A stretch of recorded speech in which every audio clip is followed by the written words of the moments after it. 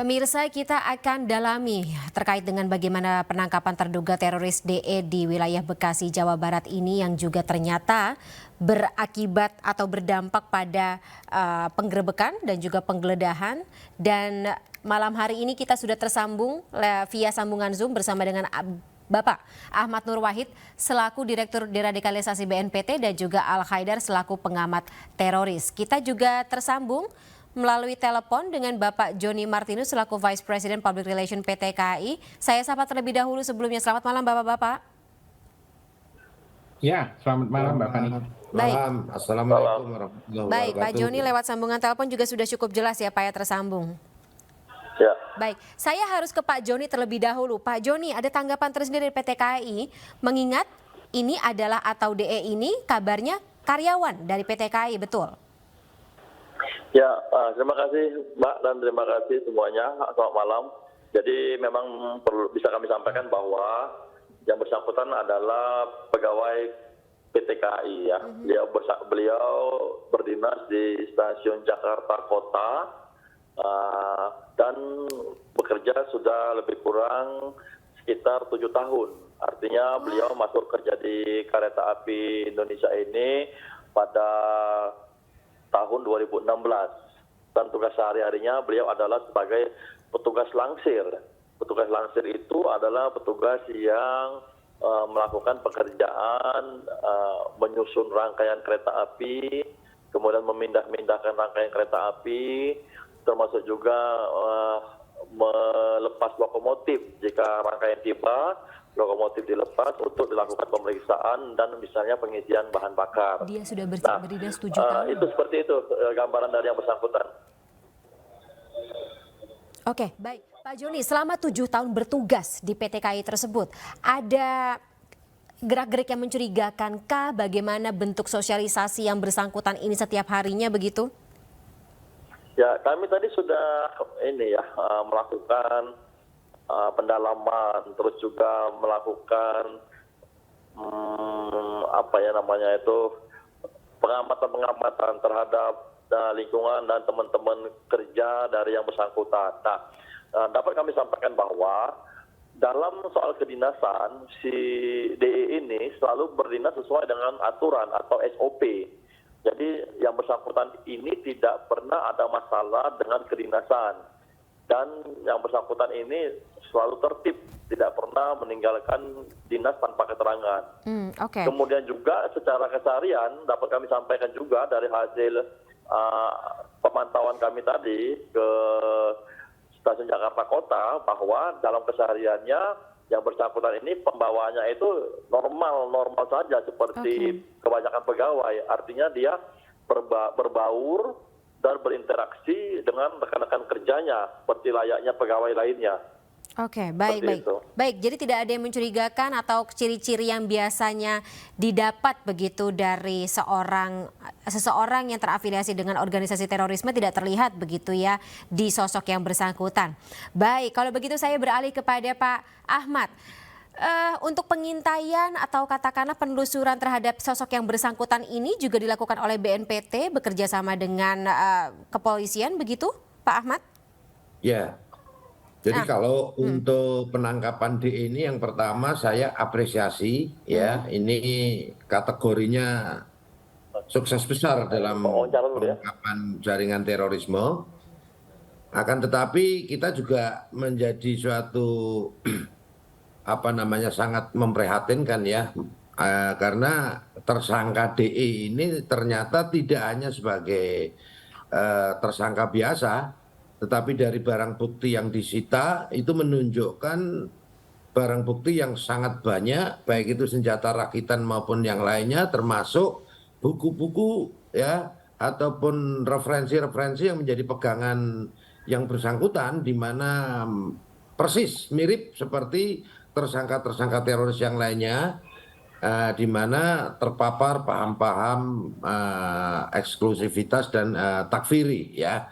Adapun keterangan daripada beberapa pihak, baik itu tetangga, RT ataupun tadi yang disampaikan oleh dari PT KAI itu sangat dimaklumi, karena yang bersangkutan ini sangat pandai dalam bersiasat atau berkamuflase, menyembunyikan ideologi ataupun pahamnya, sehingga seolah-olah dari permukaan tidak apa namanya tidak terpapar atau eh, bisa bersosialisasi dan lain sebagainya. Yang harus dicatat bahwa Densus tentunya sudah melakukan surveillance, melakukan pendalaman beberapa waktu ya untuk bisa memutuskan untuk melakukan penangkapan, dan tentunya tidak hanya surveillance secara konvensional tetapi juga di media sosial, di dunia maya ataupun di IT. Dan Termasuk yang akun-akun bersangkutan media sosialnya ya Pak Ahmad?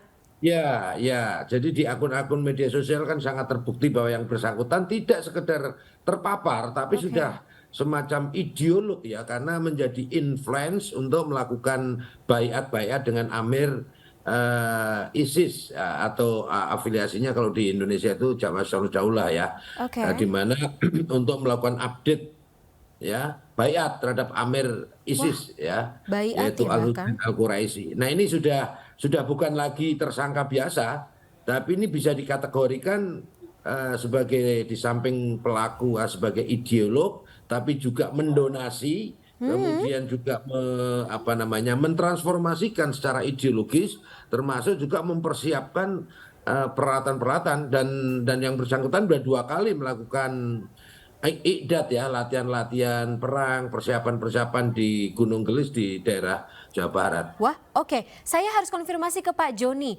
Kegiatan-kegiatan seperti ini tidak terdeteksi begitu? Ya, kalau misalnya kita bicara mengenai apa ya namanya, ada tadi gitu Pak, kegiatan di Gunung Sindur, cuti begitu-gitu juga tidak terdeteksi ya Pak ya? Atau kegiatan pun di media sosial, Pak Joni? Duh, mohon maaf Mbak ya, saya tadi tidak bisa menyimak terangan dari pembicaranya yang tadi karena memang suaranya nggak kedengeran, Oh baik, hawar-hawar baik. saya nggak bisa mendengar. Oke, baik Pak Joni, konfirmasinya kalau gitu dilakukan di lain kesempatan. Saya kalau gitu ke Pak Haidar. Pak Haidar melihat bagaimana apa ya namanya sepak terjang, kemudian juga rekam jejak yang kebetulan ini dilakukan oleh yang bersangkutan ini adalah praktek yang cukup common ya di kalangan orang-orang yang terafiliasi dengan organisasi terorisme, termasuk ISIS. Iya, betul sekali. Dan mereka sudah sangat terikat dengan tradisi-tradisi baiat ya, sebagaimana yang dikatakan oleh Pak Ahmad Nur Wahid tadi. Jadi dia bisa saja menyembunyikan dirinya sejak dia pertama berbaiat pada tahun 2014 kepada Abu Bakar Al-Baghdadi. Kemudian ketika Abu Bakar Al-Baghdadi ini meninggal, kemudian digantikan oleh Abu Umar Al-Baghdadi, dia harus memperbaharui baiatnya lagi. Nah, ini adalah jenis organisasi yang tidak efektif. Karena tidak efektif inilah membuat orang untuk bisa tetap berada di dalam barisan, di dalam di dalam soft jihad, itu mereka harus terus-menerus memperbaiki baiatnya. Jadi ini yang membuat gerakan ini tidak efektif karena harus memperbaiki baiat setiap terjadi pembunuhan terhadap pemimpin mereka.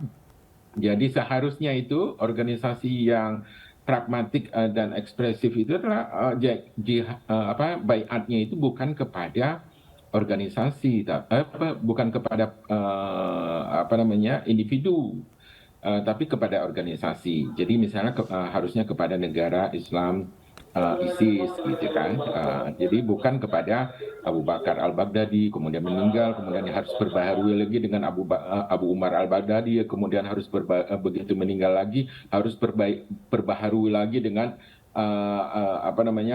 Abu Bakar Al-Quraisy lagi, kemudian meninggal lagi nanti itu orang untuk memperbaharui baiatnya itu kan perlu koneksi internet, dan karena koneksi internet itu kan sangat vulnerable, sangat terekspos, sangat gampang terekspos ke jaringan pihak Yang keamanan. bisa terdeteksi begitu Jadi ya? pihak keamanan Iya, pihak keamanan dengan mudah Oke. itu bisa mendeteksi itu. Jadi Tapi sehebat-hebatnya dia bersembunyi sejak tahun 2014, tapi karena sistem organisasinya yang tidak ekspresif dan tidak pragmatik ini mengakibatkan banyak pengikutnya itu kemudian menjadi oke. agak-agak bingung, agak-agak dungu begitu, agak-agak gimana ya, kehilangan Oke.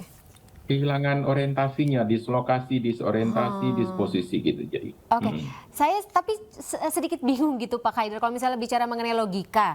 Ini organisasi atau katakanlah apapun gerakan yang mereka lakukan ini gitu sudah berlangsung lama 2014 tapi dengan cara yang cukup konvensional dan tidak mengikuti perkembangan zaman, bahkan mudah terdeteksi, begitu vulgar terang-terangan di media sosial begitu. Tapi yaitu kenapa bisa tidak ditangkap keseluruhannya, masih ada di akar-akar rumput begitu. Bagaimana Pak Ahmad, ini pertanyaan untuk Pak Ahmad gitu, maksudnya bagaimana memapping, kemudian mungkin nanti juga bisa menyapu bersih.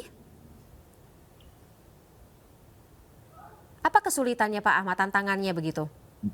Yang pertama, regulasi yang ada di Republik ini Oh, tentang penanggulangan radikalisme terorisme itu ada pada Undang-Undang Nomor 15 tahun Undang-Undang Nomor 5 tahun 2018 tentang pemberantasan tindak pidana terorisme. Meskipun undang-undang ini sudah lebih bagus, lebih proaktif daripada undang-undang sebelumnya, Nomor 15 tahun 2003, di mana sebelumnya kalau belum melakukan aksi amaliyah atau teror belum bisa diterapkan, tetapi undang-undang ini sudah bisa, yang saat ini sudah bisa diterapkan untuk melakukan preventive justice, yaitu tindakan penangkapan untuk pencegahan sebelum melakukan aksi teror guna dilakukan proses hukum. Akan tetapi yang harus dicatat, undang-undang kita ini belum bisa dilakukan untuk upaya-upaya preemptive justice. Yaitu undang-undang ini tidak bisa dilakukan untuk menjerat aspek ideologi yang menjiwai semua aksi terorismenya.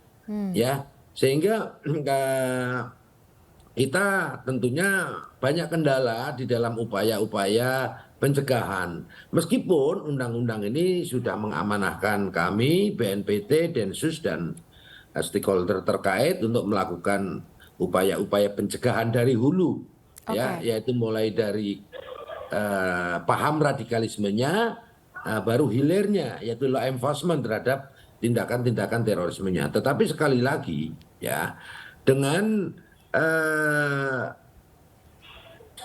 regulasi yang belum bisa Oke, Pak. dilakukan untuk upaya-upaya preemptive justice, sehingga tentunya ideologi-ideologi transnasional, ideologi takfiri, ya, yang berpotensi pada setiap individu manusia ini, ya, sangat masif, ya, pasca reformasi, sehingga tentunya kami sedikit banyak mengalami kesulitan untuk melakukan pencegahan, Oke, meskipun kita sudah baik. masif, ya, melakukan kontra radikalisasi, upaya-upaya soft approach, ya, tapi sekali lagi kami hanya bisa soft approach, tidak bisa melakukan upaya-upaya hard approach Oke. seperti kalau sudah seperti yang terjadi pada DE ini. Mungkin kalau ada revisi dalam aturannya kita akan bisa mencegah dengan lebih terintegrasi kalau begitu ya. Baik, Pak Ahmad Nurwahid dan juga Pak Al Khaidar serta sebelumnya Pak Joni Martinus, terima kasih sebelumnya atas waktunya bersama kami dalam iNews Prime malam hari ini. Salam sehat selalu, sampai jumpa.